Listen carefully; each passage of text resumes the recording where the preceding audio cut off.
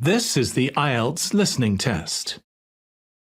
You will hear a number of different recordings and you will have to answer questions on what you hear. There will be time for you to read the instructions and questions, and you will have a chance to check your work. All the recordings will be played once only. The test is in 4 parts.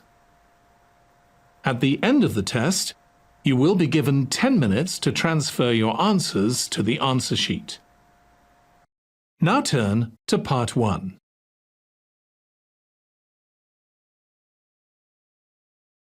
Part 1. You will hear a conversation between a customer and a booking officer at a theatre. First, you have some time to look at questions 1 to 4 on page 2.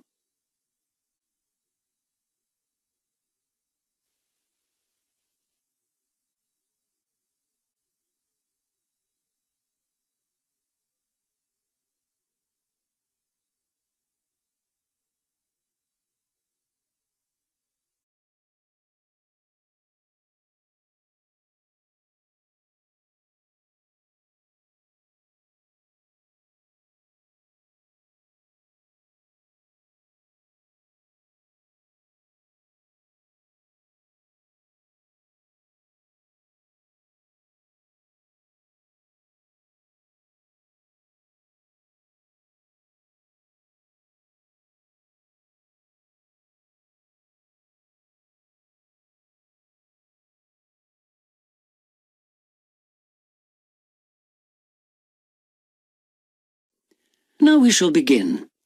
You should answer the questions as you listen, because you will not hear the recording a second time. Listen carefully and answer questions 1 to 4. Hello, Theatre Royal Plymouth? Hello. I'd like to make a booking, please. Yes. What is it you want to see? The Imposter. Right. And which day did you want to come? Friday the 25th. Just a moment and I'll check availability on the computer. Oh, sorry, we're fully booked for that performance. Oh dear. What about the following day then? The 26th? Yes, that's okay. We've got 2 performances on that day, one at 3:30 and one at 7. Which would you prefer? Oh, the later one, please. How many people? Well, there are 4 of us. Are there any concessions? Any children? Oh, I'm not sure. My daughters are 15 and 12. Do they get concessions? Only the 12-year-old, I'm afraid. So that's 1 child and 3 adults. Any idea where you'd like to sit? Stalls or circle? Tickets for the stalls are a bit more expensive. £12 for adults and £8.50 for children. The circle costs £10.50 and £6.50. Do you get a good view from the circle? Oh, yes. And in fact, we've got some seats left at the front, if you'd like those. Right. We'll go for those then. Right, that's seats A21 to 24 then. They're very good seats. That sounds fine. So let's see, that comes to £38 altogether for the tickets. How do you want to collect them? Shall I put them in the post? They'd be sent today by first-class mail and there'd be an additional charge of £1 to cover postage and administration. Or do you want to get them from the box office yourself? Oh, yes. Could you send them, please? No problem. That'll be £39 altogether. Before you hear the rest of the conversation, you have some time to look at questions 5 to 10 on page 2.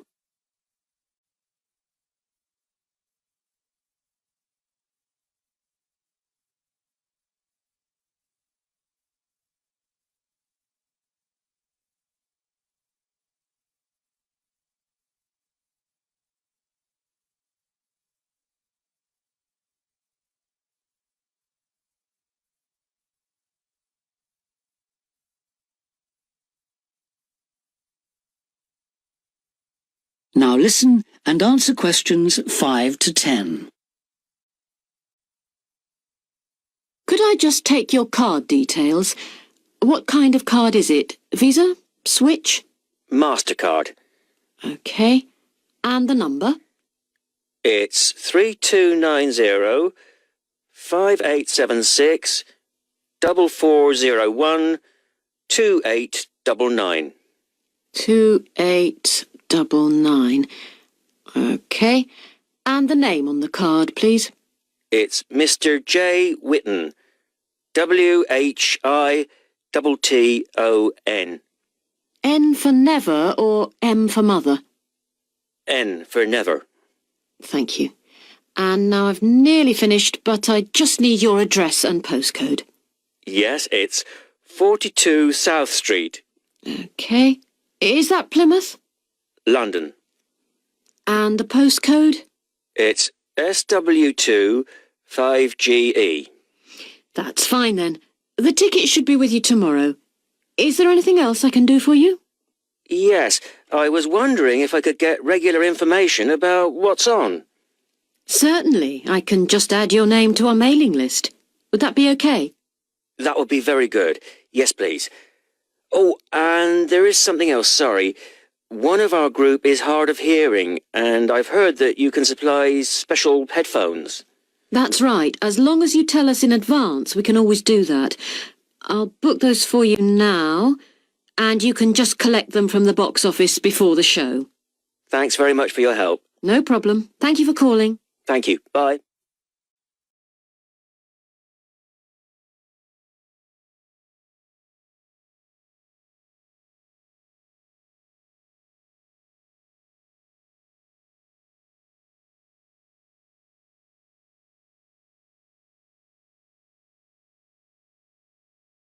That is the end of part 1. You now have 1 minute to check your answers to part 1.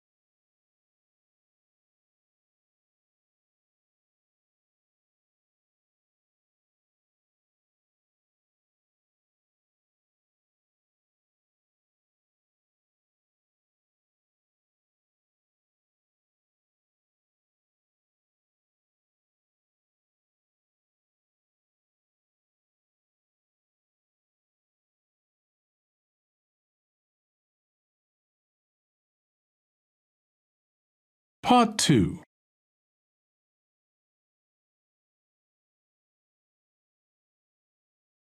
You will hear the organizer of a rock festival talking to the exhibitors and performers at a planning meeting. First, you have some time to look at questions 11 to 17 on page 3.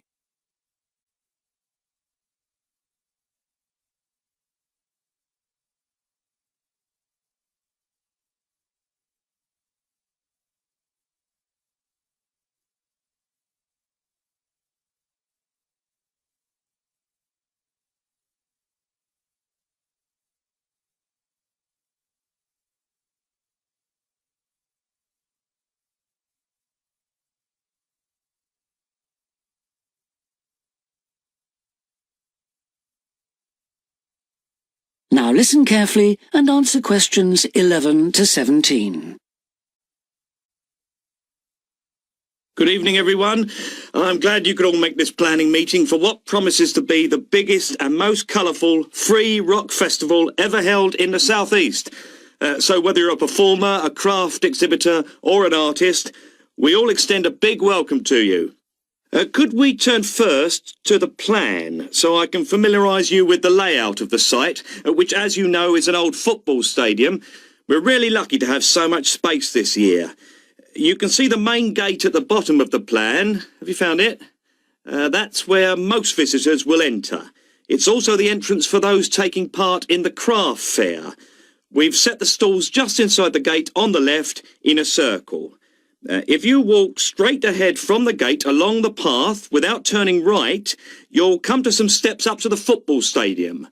On the left of the steps is the fringe stage. This is for alternative artists. They include folk singers, poets and other acts which are more suited to a smaller stage. And they should also enter by the main gate. On the opposite side of the steps is a restaurant, and adjoining that is the main festival information point.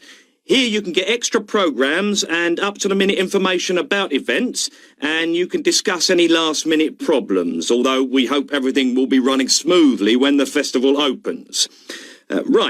Coming back to the plan, you go up the stairs to the stadium. The entrance for the rock bands is on the far side, and on your right is the main stage, which will have powerful illumination and amplification throughout the weekend. There will probably be TV vehicles adjacent, that's in this area only, for recording purposes. If you look at the outside of the plan, you can see a third gate for exhibitors, opening onto a side path. A little way down the path, before you get to the trees, is the building where the art exhibition's being housed. Then, finally, there's just one more building marked on your plan, quite near the main gate. It's divided into lock-up garages, so I hope you now feel quite familiar with the main festival area. Before you hear the rest of the talk, you have some time to look at questions 18 to 20 on page 4.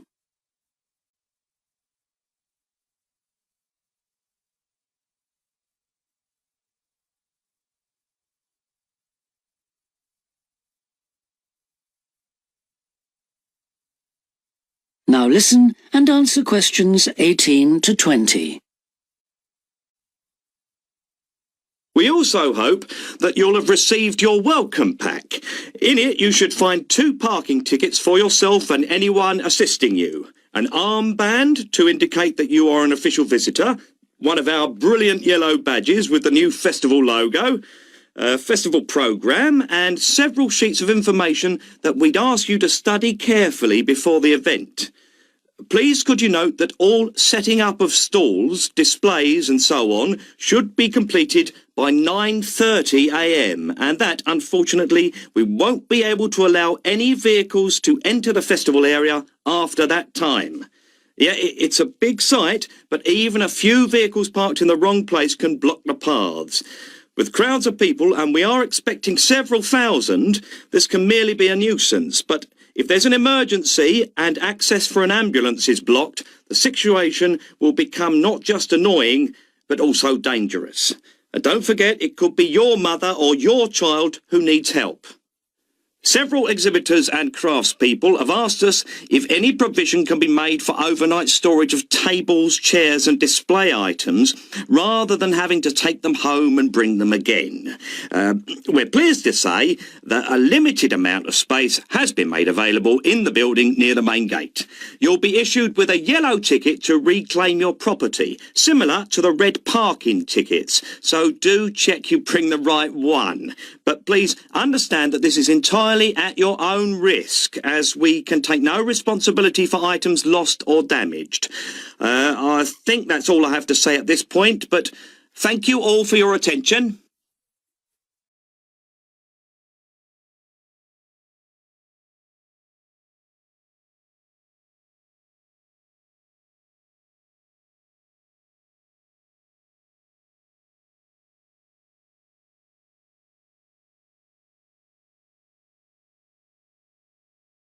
That is the end of part 2. You now have 30 seconds to check your answers to part 2.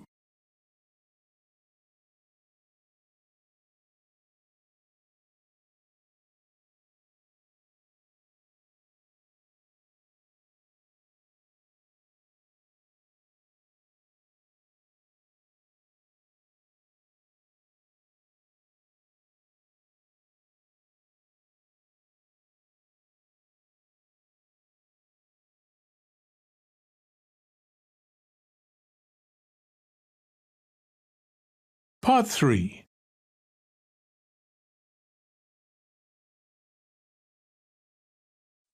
You will hear a discussion between a business student called Marco and his personal tutor about the courses that Marco should take.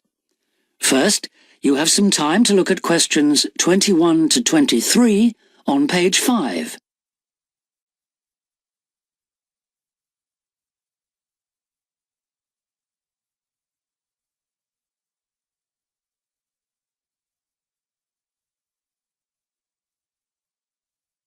Now listen carefully and answer questions 21 to 23.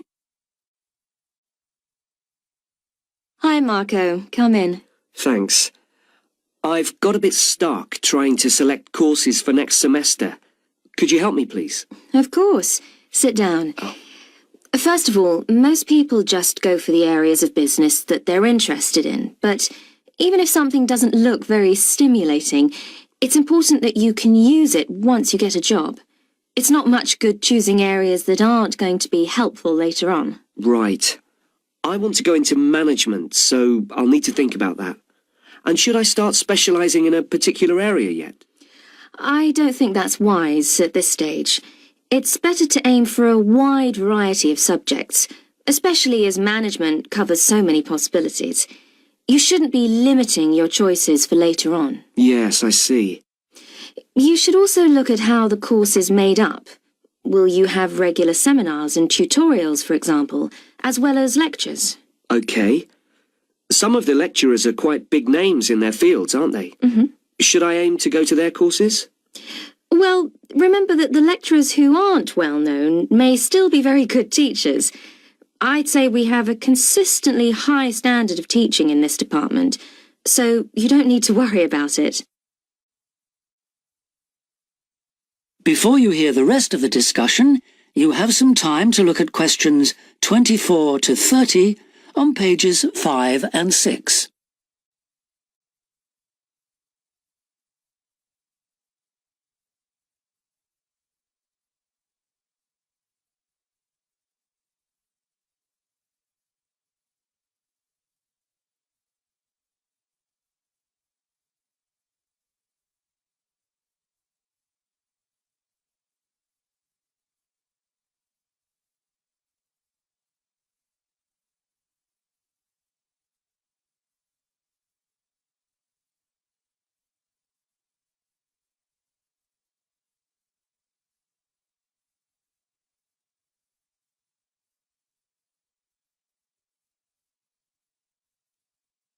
Now listen and answer questions 24 to 30. Good. Well, that's a great help.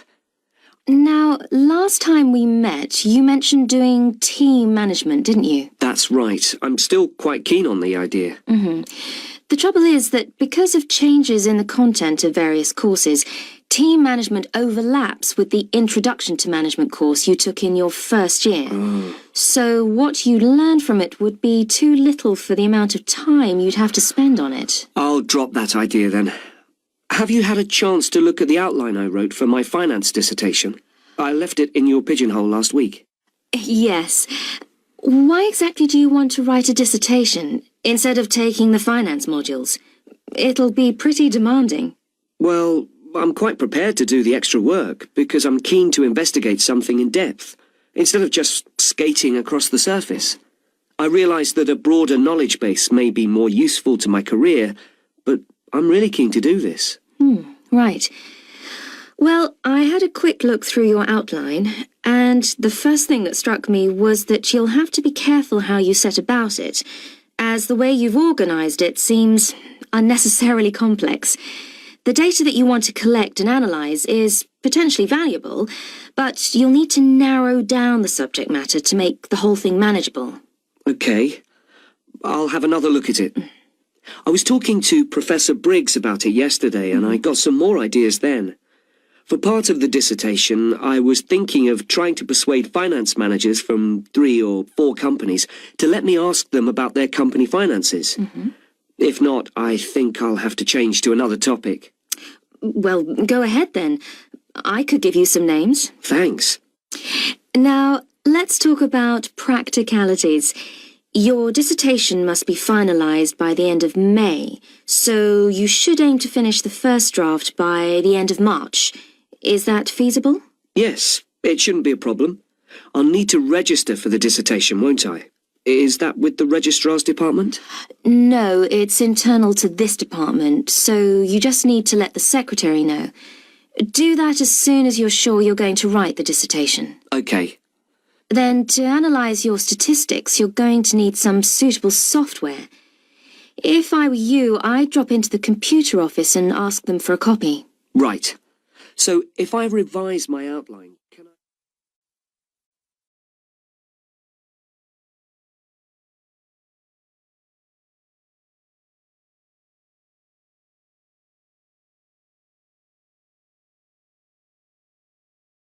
That is the end of part 3.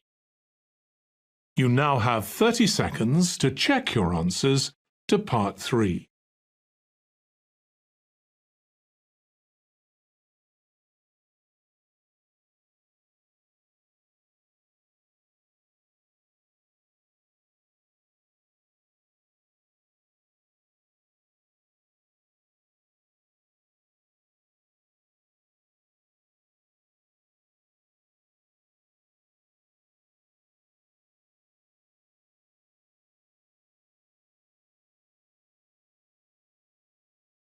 Part 4.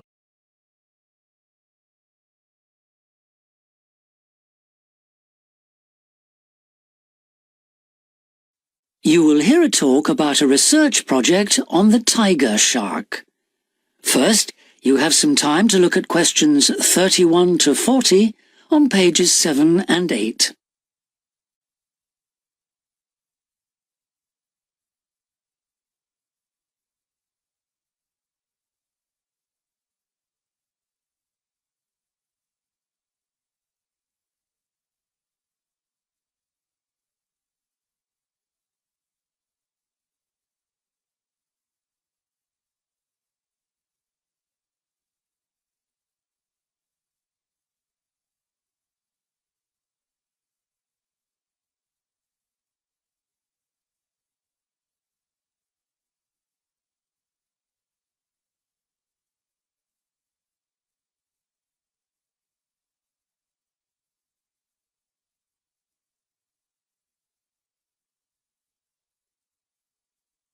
Now listen carefully and answer questions 31 to 40. Good morning, everyone. Today I'm going to talk about the research project I've been involved in on the tiger shark. First of all, some background information. The tiger shark, also known as the leopard shark, is often thought to have got its name from its aggressive nature. But in actual fact, it's called that because it has dark bands, similar to those on a tiger's body. It is a huge creature, growing up to lengths of 6.5 meters. It can be found just about everywhere throughout the world's temperate and tropical seas, but it is most often found along the coast rather than the open sea. In terms of feeding, tiger sharks tend to be most active at night and are solitary hunters. Their preferred prey includes other sharks, turtles, seabirds, and dolphins, to name but a few. However, it's not uncommon to find garbage in its stomach. This is because it tends to feed in areas such as harbors and river inlets, where there is a lot of human activity. Now to the project itself. We are particularly interested in some studies that have been done in the Rain Island area. Observations here have shown that there is a large population of tiger sharks present in the summer during the turtle nesting season. However, during the winter months the sharks disappear. So we decided to do some of our own research there.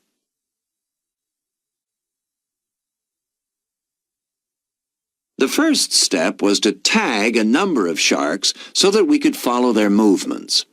To do this, we first needed to catch the sharks. Early in the morning, we baited lines with large bits of fish and set them in place. These lines were then checked every 3 or 4 hours. If no sharks were caught, the baits were replaced.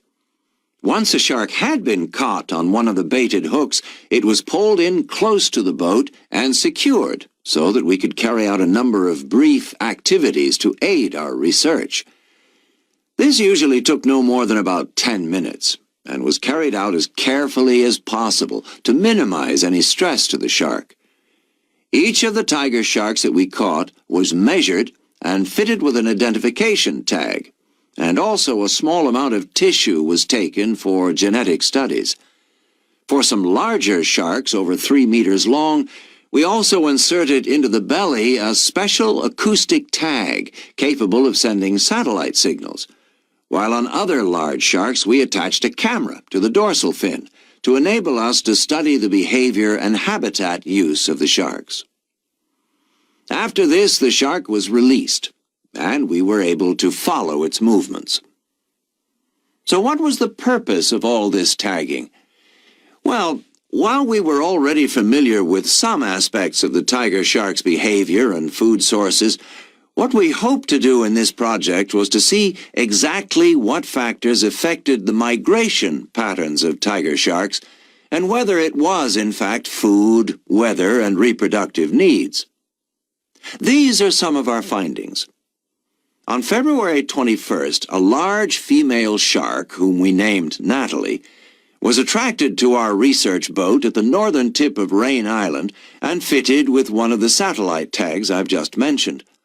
No transmissions were received from Natalie between April 2nd and April 29th, indicating that she didn't surface to feed during this period. The area in which she was last reported is very shallow, suggesting that she may have changed her feeding preferences during this period to focus on prey found on the sea floor. We also made a number of other discoveries, thanks to the various transmitters we used. It seems that tiger sharks move back and forth between the ocean floor and the surface quite often. This may help the sharks conserve energy while they swim, but it probably also helps them hunt, since this movement back and forth maximizes its chances of not being detected by its prey until the last minute. So far, our findings have not been conclusive. However, we have gained some very interesting insights into the behavior of tiger sharks and are now hoping to develop our research further.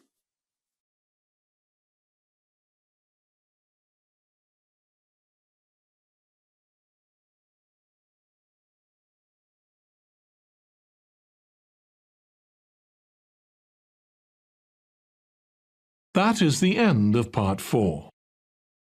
You now have 1 minute to check your answers to Part 4. That is the end of the listening test. In the IELTS test, you would now have 10 minutes to transfer your answers to the answer sheet.